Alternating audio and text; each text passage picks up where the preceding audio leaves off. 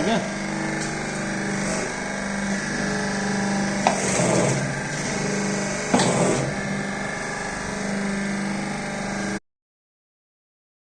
रुक जा मनोज।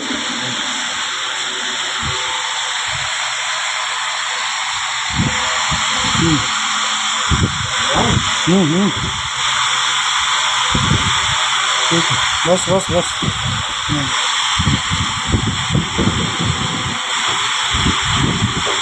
और काटो, दबा दो। हो गया, कट गया।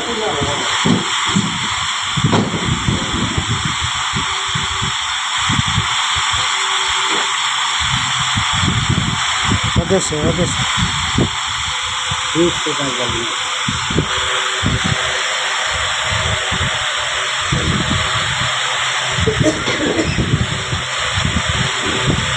ये देख लीजिए, हमने नया मैनेजर पकड़ा है। ये पावर प्रेस मशीन पे भी कटिंग करता है भाई।